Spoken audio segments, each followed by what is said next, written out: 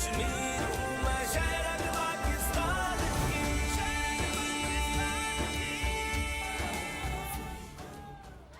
बिस्मिल्लाहिर्रहमानिर्रहीम। अस्सलाम वालेकुम नाज़रीन, आप देख रहे हैं प्रोग्राम कश्मीर मैगज़ीन और मैं हूं यासिर रहमान। नाज़रीन, हम मकबूजा कश्मीर की सूरत हाल के हवाले से जिक्र करते रहते हैं। हम बताते हैं कि किस तरह से इंसानी हुकूक की पामालियाँ हो रही हैं, किस तरह से ख़वातीन की इज़्ज़तों को पामाल किया जा रहा है, बच्चों को यरगमाल बनाया जा रहा है, अगवा किया जा रहा है और उनकी गुमशुदा हमें जो है कब्रों में उनकी लाशें मिलती हैं। उनकी लाशों को उनके वरसा के हवाले नहीं किया जाता। ये तो सूरत हाल मकबूजा कश्मीर के हवाले से बताते हैं, जहाँ मीडिया गैग है, जहाँ पे कम्युनिकेशन का कोई सेटअप मौजूद नहीं, इकॉनमी ख़त्म हो चुकी है। अब थोड़ी बात कर लेते हैं इसी फाशिस्ट हुकूमत, जो हिंदुत्व की हुकूमत, मोदी हुकूमत है, इसके ज़ेरे असर खुद इंडिया के अंदर क्या हो रहा है।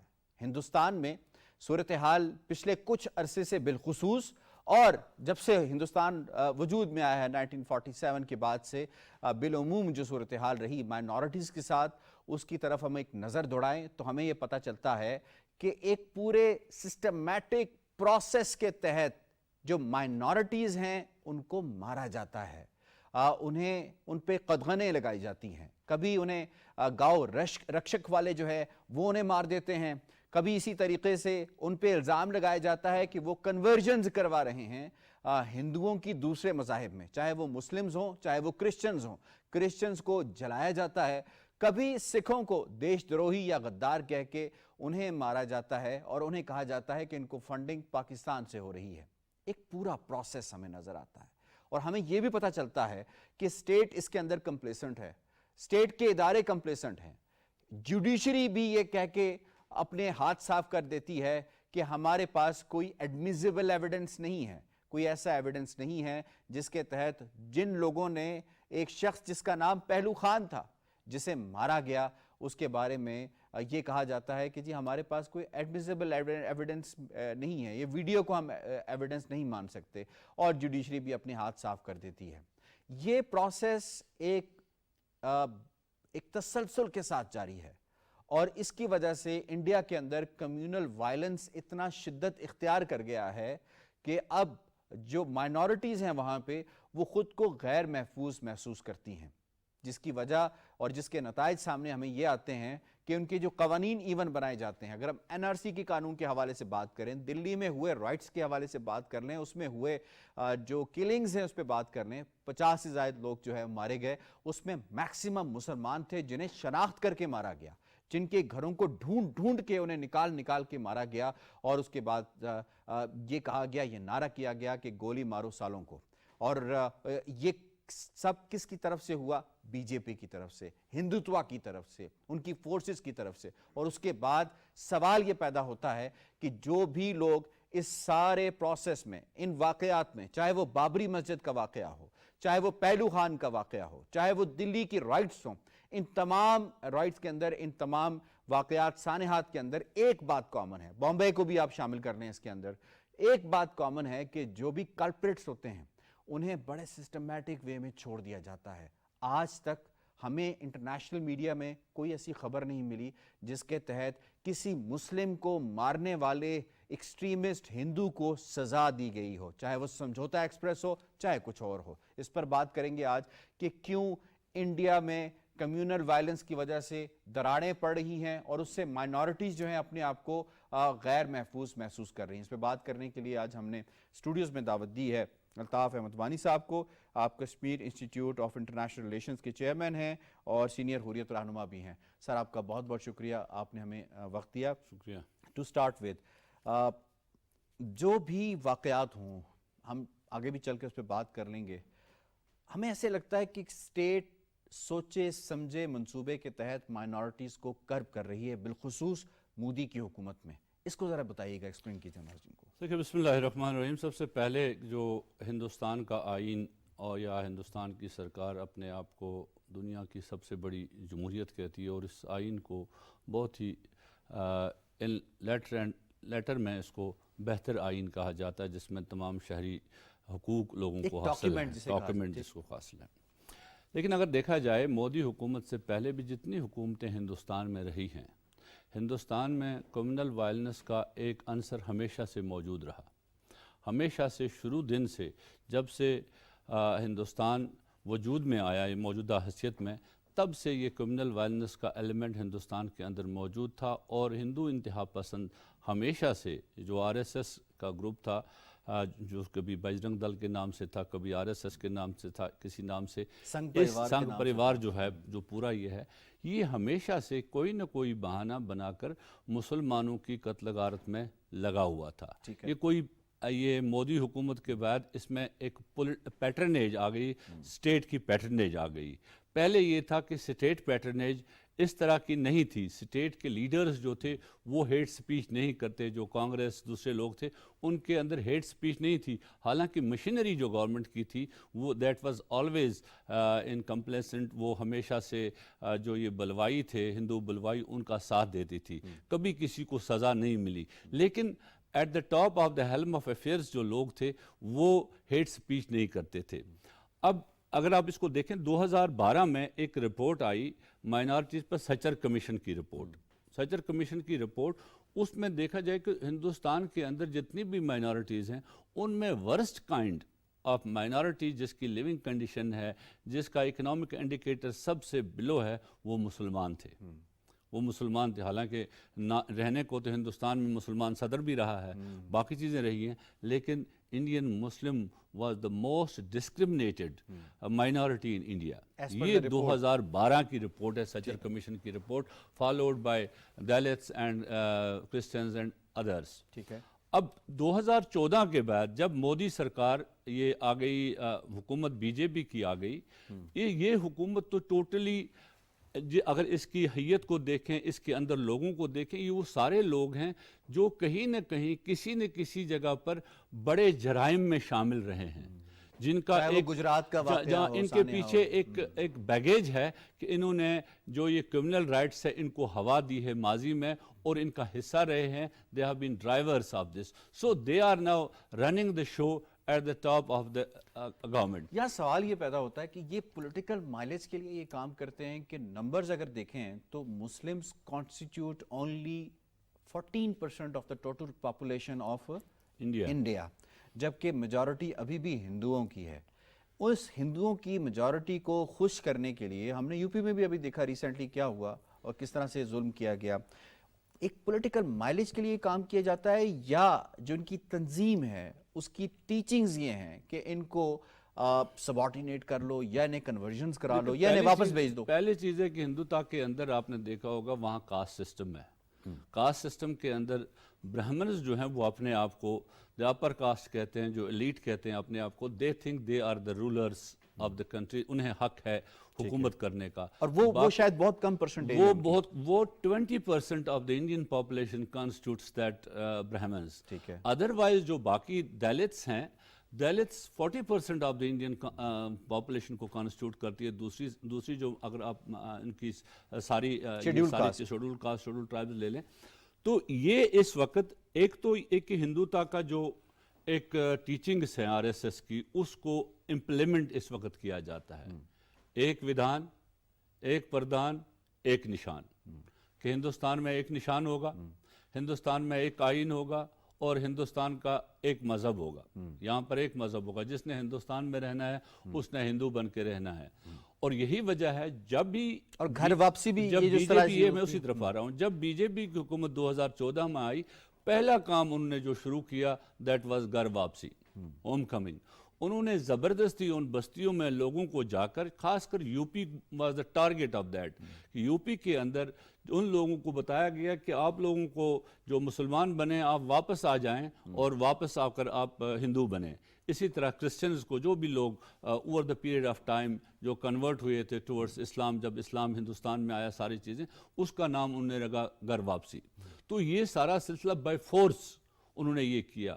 اور اس کے ساتھ ساتھ پھر آپ نے دیکھا ہوگا آگے بڑھ کر جتنے بھی دنگے فساد جو کرمنل وائلنسز ہوئی, اس میں کسی بھی پرپریٹر کو سزا نہیں دی گئی. اگر دی گئی سزا, اگر کسی جگہ پکڑا گیا, اس کو مسلمان کو دہشت گرد. اس کی وجہ یہ تھی کہ ہندوستان کی اس سرکار کے leaders, be that Modi, be that Amit Shah, be that Rajnath, be that جو یہاں योगी आदित्यनाथ, योगी एंड अदर्स जितने भी हैं, वो सारे अपनी तकारीर में मुसलमानों को किसी न किसी तरीके से दहशतगर्दी के साथ जोड़ते हैं, इंतहा पसंदी के साथ जोड़ते हैं, पाकिस्तान के साथ जोड़ते हैं। Very important point. मैं यहाँ पे नाज़रीन की तवज्जो इस तरफ ही मबजूल करवाना चाहूँगा कि ये जो पॉइंट है, जिस तरह से आपने बात की इंतहा पसंदी, कुछ मिथ्स हैं जो इंडिया में बेची जाती हैं मुसलमानों को लेकर।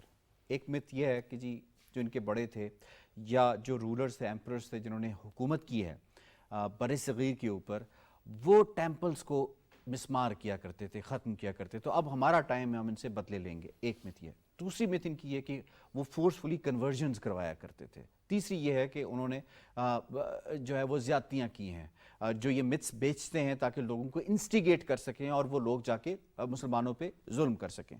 इसके बाद इनकी मिथ ये है कि जिस तरह से कन्वर्जन्स करवाते हैं और ये बाकी काम करते हैं, एक बड़ी इंपॉर्टेंट है कि जो all Muslims are not terrorist but all terrorist are Muslims, ये सेल करते हैं। अब मैं इस पर ज़रा रिसर्च कर रहा था, अपने नाज़रीन को बताते हैं कि starting from the first person who killed Mahatma Gandhi was not Muslim, he was Nathuram Godse. उसके बाद हम आगे चलते हैं, हम चलते हैं जिसने इंदिरा गांधी को कत्ल किया, दे were not Muslims, they were Sikhs. फिर हम आ जाते हैं राजीव गांधी के ऊपर, राजीव गांधी को कत्ल किया, किसने कत्ल किया, या खुदकुश हमला किसने किया, एक खातून थी, एक औरत थी, और उनके क्या इश्यूज थे वो भी सबके सामने। तो आज तक जितने वाक़यात या जितने सानेहात, ये जिसको अपनी नेशनल सानेहात कह सकते हैं हिंदुस्तान के अंदर, उसमें क्या कोई एक मुस्लिम भी इन्वॉल्व था जो ये मिथ्स बेचते हैं? ये इस मिथ को एक हिंदुस्तानी स्कॉलर ने ही बहुत ही खूबसूरत अंदाज में इस सारी चीज़ को डॉक्यूमेंट किया है कि जो आरएसएस कहती है या दूसरे लोग कहते हैं या हिंदू कहते हैं कि हिंदुस्तान हिंदुस्तानियों का है, ये सारा सिलसिला है। जो हिंदुस्तान का नक्शा इस वक्त भी है, या जो बरसगीर हिंद पाक का नक्शा जिसको हम कहते हैं, ये सारा अफगानिस्तान से लेकर इस नक्शे को इकट्ठे किया है मुसलमानों ने, ये मुसलमानों का बनाया हुआ, और उसके अलग इस वक्त हिंदुस्तान भी है, ये मुसलमानों की बनाई हुई रियासत है, उन्होंने तामीर की है। जो इसमें तामीर तरक्की इस वक्त भी दिखाने के लिए दुनिया को है, जिसको वो दुनिया के सामने शोकेस करते हैं, वो भी मुसलमानों की बनाई हुई है। और मुसलमानों के दौर में किसी जगह भी ऐसी चीज़ नहीं हुई उस दौर में कि कोई फोर्स्ड कन्वर्शन हुई हो, कोई ऐसी चीज हुई हो, या जो उन्होंने महमूद गजनवी के अगर ऐसा होता तो क्या मुसलमान 14% ही होते? ये चले पाकिस्तान और बांग्लादेश के मुसलमानों को भी मिला लें तो 50% भी नहीं बनते, फिर भी नहीं बनते हैं। तो ये सारी मिथ जो इस वक्त बेची जाती है वो इसलिए बेची जाती है, एक तो उसको कहते हैं हिंदुओं को रहा है inferiority complex over the period of time, जो भी आया उसने उन पर हुक्मरानी की। अब वो कहते हैं 47 के बाद कि अब हक हुक्मरानी हमारा है, इसलिए हुक्मरानी भी हम करेंगे, बात भी वही चलेगी जो हमारी होगी, मजहब भी वही होगा, मजहब की जो तावीर हम देंगे वही होगी जो हम कहते हैं। तो इस सिलसिले में उन्होंने इस सिलसिला अब, लेकिन हिंदुस्तान के अंदर माशरा ऐसा तामीर हो गया था कि उनकी वो जो रीच बढ़ नहीं रही थी, वो ऐसी चीज़ें कर नहीं पा रहे थे। तो दे स्टार्टेड फ्रॉम बाबरी मस्जिद से उन्होंने शुरू किया एक नया सिलसिला 1992 में उन्होंने कि बाबरी मस्जिद को उन्होंने डिमोलिश किया, उसको शहीद कर दिया बाबरी मस्जिद को। तो एक उसकी जब कोई किसी तरह से कोई सज़ा किसी को नहीं मिली और फिर कोर्ट और फिर हुकूमत और फिर सारे उसी तरह चले गए, तो दे गॉट इनकरेज्ड, उनको एक इनकरेजमेंट मिली कि दिस इज सेलेबल प्रोडक्ट, ये सेलेबल प्रोडक्ट है, और इससे हमें पॉलिटिकल माइलेज मिल रही है कि हिंदुओं की शनाख्त अगर किसी में है तो वो आरएसएस, बीजेपी, ये सारी चीजें इस वक्त भी वो ये बेच रहे हैं। पिछला इलेक्शन या उससे पिछला इलेक्शन उन्होंने पाकिस्तान दुश्मनी और मुसलमान दुश्मनी पर जीता। हिंदुस्तानी आम हिंदू को ये पता नहीं है कि मोदी क्या कर रहा है, क्या चीज है, क्या सिलसिला। इकोनॉमी का बेड़ा गर्क करके कहता दिया है कि मैं हूं जिसने पाकिस्तान को अलग कर दिया, मैं हूं जिसने बाबरी मस्जिद बनाई, I am the man who can protect India, ये सारा सिलसिला वो कहते हैं ये कर रहा है। तो अपने वोट बैंक को वो मुंजमद करने के लिए, उसको इकट्ठा करने के लिए हर वक्त ये कम्युनल कार्ड खेलते हैं। अभी आसाम में हाल ही में आपने देखा, पिछले इलेक्शन के साथ ही उन्होंने जो वो एक एक्ट एनआरसी और सीसीए दोनों एक्ट, इसमें भी टारगेट कौन था? मुसलमान, और कोई टारगेट नहीं था, इसमें मुसलमान टारगेट था। अभी मैं जो जेनेवा में इंसानी हकूक कौंसिल का इजलास चल रहा था, उसके अंदर दुनिया की तकरीबन میرے خیال میں 50 سے زیادہ تنظیموں نے، وہ خاص کر کرسچن اور یہودی تنظیموں نے اس بات پر ذکر کیا، کرسچنز اور یہودیوں نے بھی، کہ ہندوستان کی موجودہ سرکار کس طرح سے ڈسکرمنیٹ کرتی ہے مائنارٹیز کے ساتھ. انہوں نے وہاں پر جہاں عیسائیوں کا ذکر کیا، وہاں انہوں نے مسلمانوں کا بھی ذکر کیا، مسلمانوں کو کس طرح سے وہ ڈسکرمنیٹ کر رہی ہے، کس طرح سے موب لنچنگ کر رہی ہے. آپ نے پہلو خان کا ذکر کیا، پہلو خان ایک نہیں ہے. جب سے مودی حکومت آئی ہے، ہر روز مظفر نگر میں جو ہر روز کہیں نہ کہیں واقعات ہوتے ہیں موب لنچنگ کے. اب اس موب لنچنگ پہلے تو یہ تھا گاؤ رکشک کے گوشت وجیلنٹیز ایک بریگیڈ بنی، یہ سارا سلسلہ بنا، اس نے کیا. اور اس کے بعد جو لو جہاد، پھر کشمیریوں کے خلاف، جو کشمیری سٹوڈنٹس، کشمیری بیوپاری ہندوستان کے اندر کام کرتے تھے، ان کے خلاف جو ایک کمپین شروع ہوئی اور ان کو ہر جگہ ویلیفائی کیا گیا، انہیں موب لنچنگ میں مارا گیا. انہیں اس پہ مزید بات کرتے ہیں. اس وقت ہمیں ٹیلی فون لائن پہ جوائن کیا ہے لیفٹنٹ جنرل ریٹائرڈ امجد شعیب صاحب نے، نامور دفاعی تجزیہ کار ہیں. السلام علیکم سر. جی وعلیکم السلام. بہت شکریہ، آپ نے ہمیں کشمیر میگزین میں وقت دیا. ہم بات کر رہے ہیں انڈیا کے اندر کمیونل وائلنس کی اور اس کے بڑھتے ہوئے ایک ٹرینڈ کی، جس کا جو نشانہ ہے وہ مائنارٹیز کے علاوہ اور کوئی نہیں ہوتا. اور ایسی کہ ریاست کے جو انسٹرومنٹس ہیں، ریاست کے جو ادارے ہیں، چاہے وہ پولیس ہو، فوج ہو یا عدلیہ ہو، یہ سارے کمپلیسنٹ نظر آتے ہیں. اگر ہم ایک واقعہ اٹھا کے دیکھ لیں پہلو خان کا، جس کے قاتل موجود تھے اور انہیں بینیفٹ آف ڈاؤٹ دے کے چھوڑ دیا گیا. What's your take on it سر؟ بسم اللہ الرحمن الرحیم. دیکھیے، ایک تو ہندو مسلم پرابلم تو تھی پہلے سے ہی. آپ دیکھیے پاکستان بننے کی بنیاد یہی تھی کیونکہ میجورٹی ہندو کی تھی، اور یہ نظر آتا تھا کہ یہ کسی نہ کسی وقت پہ یہ جو نفرت کا معاملہ ہے یہ بڑھ جائے گا. اور پھر مسلمان چونکہ مائنورٹی میں ہیں تو ان کے لیے بہت ساری مشکلات ہوں، روزگار کی مشکلات ہوں گی، اثاثے بنانے ہیں، جابس دینے ہیں. اب ہوا یہ ہے کہ پہلے تو کچھ وقت گزرتا رہا، لیکن جب مودی آیا تو مودی چونکہ آر ایس ایس کا ٹرینڈ آدمی تھا، اس نے اپنی سیاست جب سے شروع کی، اس نے صرف مسلمان نفرت پہ کی، پاکستان نفرت اور مسلمان نفرت. اور اس میں یہ شخص اتنا بڑا ہے کہ اس نے تقریباً ہر ادارے کو اس نے وہاں پہ خراب کر دیا. اس نے جوڈیشری خاص طور پہ، وہاں پہ جوڈیشری میں یہ ہوا ہے کہ آپ دیکھ لیجئے بابری مسجد کا مثال کے طور پہ آپ دیکھیں اس کی ججمنٹ، یا جو گو رکشا کے نام پہ جو مسلمانوں کی لنچنگ ہوتی رہی سڑکوں پہ، اس کا دیکھ لیں. سمجھوتا ایکسپریس کا کیس دیکھیں. کسی بھی کیس میں کسی ہندو کو سزا نہیں ہوئی. اگر وہ جرم مسلمان کے خلاف کیا گیا تھا تو اس کی سزا نہیں ہوئی. کونون اور پوشپورا کشمیر میں یہ اینڈ 90s کے وقت میں یہاں پہ ایک رات میں 200 خواتین کی عصمت دری کی گئی، اور اس میں انڈین آرمی ملبس. ان لوگوں نے، کسی این جی او نے اس کی انویسٹیگیشن کی، کیونکہ ان بیچاروں کی تو سنی نہ گئی مسلمانوں کی. این جی او نے انویسٹیگیشن کر کے آج اس قصے کو 10 سال ہو گئے ہیں. جو سپریم کورٹ میں کیس وہ لے کے گئے، اس کی ہیئرنگ نہیں ہو سکی. ٹھیک. تو سب سے امپورٹنٹ جو انسٹیٹیوشن تھے، مودی نے آ کے ان کو ہندوتوا کے رنگ میں رنگا اس طرح کہ انصاف ملنا بند ہو گیا.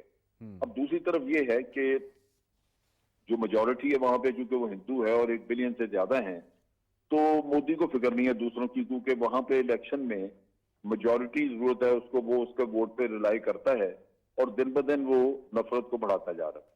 اب مسئلہ یہ ہے کہ وہاں پہ مسلمانوں میں ابھی تک وہاں پہ اتحاد نہیں ہے اس طرح کا.